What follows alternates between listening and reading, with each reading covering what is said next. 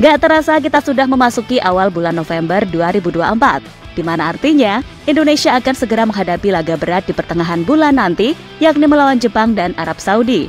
Melawan Arab Saudi, okelah setidaknya kita bisa mencuri poin atau bahkan meraih kemenangan, karena di laga sebelumnya Indonesia mampu menunjukkan perlawanan yang cukup sengit. Tapi melawan Jepang, aduh deh, bayangin aja udah ngeri. Tim terbaik di Asia ini emang suka sekali bantai-bantai dan tak pernah memandang remeh setiap lawannya. Ditambah dengan pertandingan di GBK nanti akan dipimpin oleh wasit asal Qatar yang terkenal sangat enteng dalam memberikan kartu. Jelas ini akan menjadi PR tersendiri. Apalagi hubungan Indonesia dan tim-tim dari Timur Tengah akhir-akhir ini sedang tak baik-baik saja.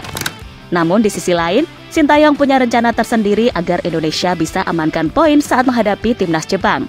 Penasaran rencana apa yang sedang diterapkan oleh Coach Shin? Mari kita bahas selengkapnya.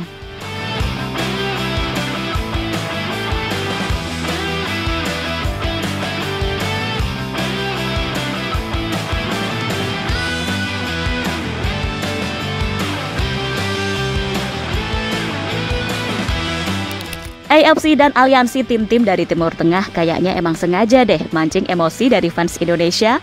Bagaimana enggak gitu loh. Baru kemarin pas acara Annual Award, pihak PSSI sudah menyampaikan langsung ke Sekjen dan Presiden AFC terkait wasit. Ini AFC malah kayaknya sengaja nih kasih wasit dari Qatar untuk pimpin laga Indonesia versus Jepang.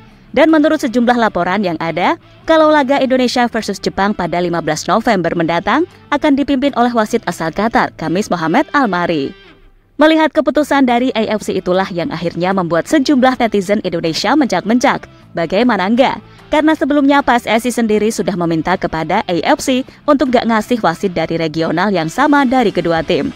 Tapi yang gak ada di Qatar juga kali. Apalagi akhir-akhir ini hubungan Indonesia dengan dua tim tank yakni Bahrain dan Qatar sedang gak baik-baik saja. Dan hal itulah yang membuat sejumlah netizen protes sekaligus gak terima dengan keputusan AFC tersebut.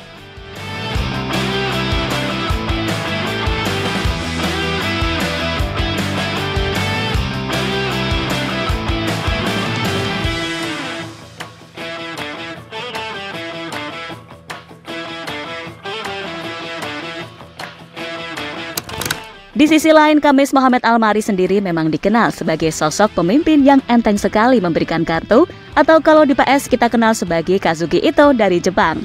Dan nama Khamis Al-Mari bukanlah nama yang asing bagi timnas Indonesia. Hal itu lantaran Al-Mari adalah wasit yang pernah memimpin laga Indonesia melawan Jepang di Piala Asia Qatar awal tahun 2024 lalu. Nah, dalam laga yang berkesudahan 3-1 bagi kemenangan Jepang tersebut, ada satu keputusan Al-Mari yang menjadi sorotan, yakni saat memberi Jepang hadiah penalti di menit-menit awal usai Jordi Amat dianggap pelanggar Ayase Ueda. Meski terkesan merugikan, namun keputusan Al-Mari di laga tersebut secara umum gak ada yang aneh-aneh. Hanya saja saat ini sikonya beda, lantaran tensi panas yang tengah hinggap di kubu Indonesia, AFC dan para barisan tim tank. Tak sedikit yang menduga kalau ini pasti ada kong kali kong antara Bahrain serta AFC untuk menjatuhkan Indonesia. Memang semua ini hanyalah opini semata, namun dengan adanya keputusan ini, wajar jika publik tanah air merasa khawatir. Karena ya emang lagi trauma aja sama yang berbau-bau tim tank, terutama Qatar dan Bahrain.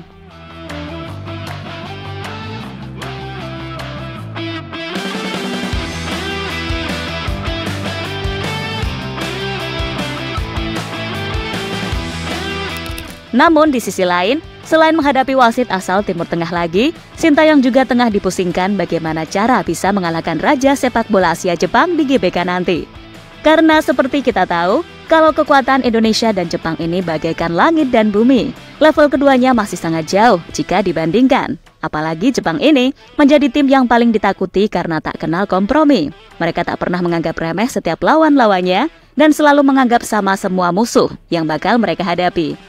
Sehingga tak heran jika kita sering melihat timnas Jepang ini menang dengan skor telak dan suka sekali bantai-bantai.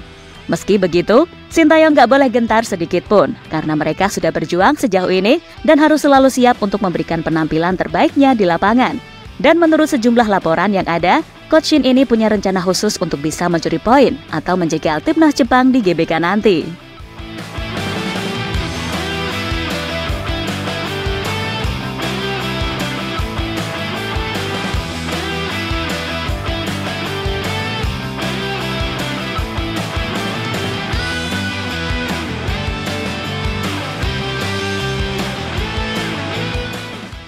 Shin Tae-yong sudah siapkan taktik terbaik versus Jepang.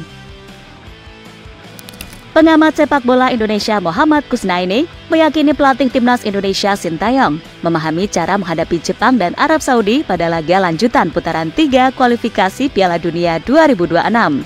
Saya yakin Coach Shin Tae-yong sudah mempelajari permainan Jepang dan Arab Saudi. Ia pasti sudah paham bagaimana merancang strategi untuk menghadapi kecepatan aliran bola Jepang dan power football ala Arab Saudi, kata Muhammad Kusnaini. Bungkus juga mengatakan, 2 pertandingan kandang ini sangat penting bagi skuad Garuda, bahkan bisa jadi penentu peluang Indonesia lolos ke Piala Dunia 2026.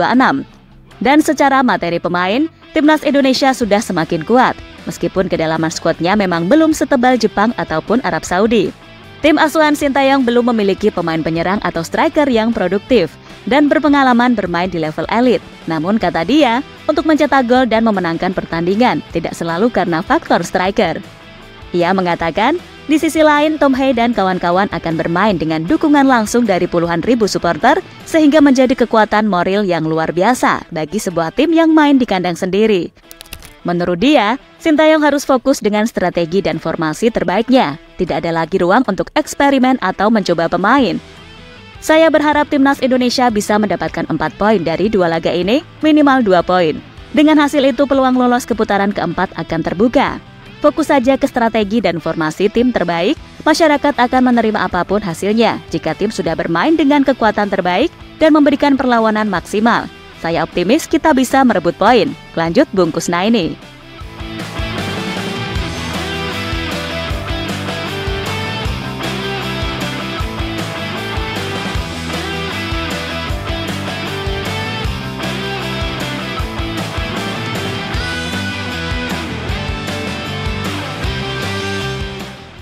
Timnas Indonesia punya generasi terkuat. Jelang pertemuan antara Indonesia versus Jepang di matchday kelima babak kualifikasi Piala Dunia 2026 Round 3 Zona Asia pada bulan November 2024 ini, banyak pihak yang memberikan sorotan terkait laga tersebut. Salah satu pihak yang juga menyoroti laga antara skuad Garuda melawan tim The Samurais Blue tersebut adalah media asal Jepang Soccer Hyo, di mana media asal Jepang tersebut menyoroti peringkat dan kualitas timnas Indonesia jelang melawan Jepang nanti. Menurut Soccer Hyo, timnas Indonesia saat ini dianggap merupakan generasi tim nasional terkuat yang pernah ada. Bahkan mereka juga menyinggung kehadiran Shin Tae-yong yang sukses mengangkat peringkat dan mengubah budaya sepak bola tim nasional di Indonesia dalam 4 tahun terakhir. Indonesia yang berada di peringkat 130 FIFA dipandang sebagai kandidat terbawah, tapi menunjukkan upaya tak terduga. Waspadalah terhadap timnas Indonesia terkuat yang pernah ada, tulis media Soccer Hyo. Melansir dari laman resmi FIFA, timnas Indonesia yang kini berada di peringkat 130 dunia dalam ranking versi FIFA memang menunjukkan peningkatan performa yang cukup signifikan dalam beberapa tahun terakhir. Bahkan dari yang di tahun 2020, mereka berada di peringkat ke-170 dunia, kini dalam 4 tahun terakhir sukses naik sebanyak 40 peringkat. Dan perkembangan pesat yang ditunjukkan timnas dalam beberapa tahun terakhir itulah yang seharusnya bisa dimanfaatkan oleh Coach Shin untuk bisa amankan poin dari raksasa Asia Jepang.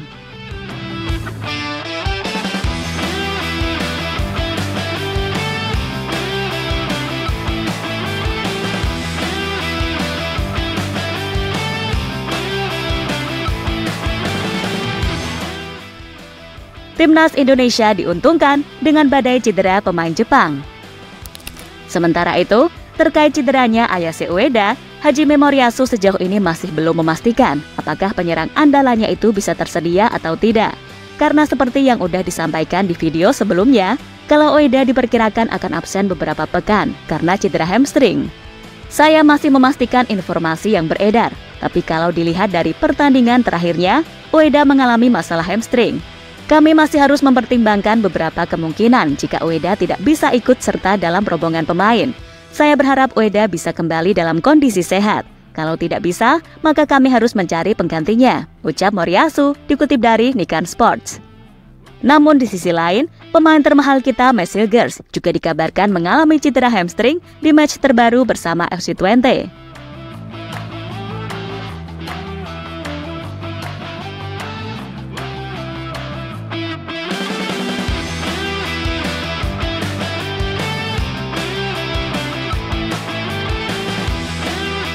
Dan jadi itulah rencana Sintayong untuk bisa curi poin dari tim raksasa Asia Jepang.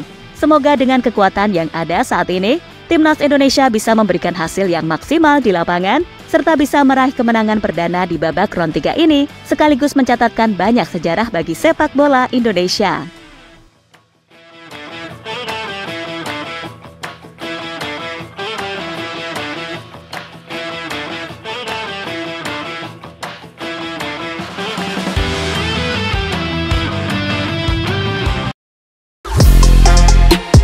Halo, izin iklan sebentar ya guys. Jadikan ruangmu bernuansa Timnas. Temukan beragam poster dinding, sepak bola dan Timnas dengan desain menawan, kualitas premium dan harga yang tidak akan menguras kantong. Segera klik link Shopee di deskripsi video ini dan dukung Timnas dengan sepenuh hati.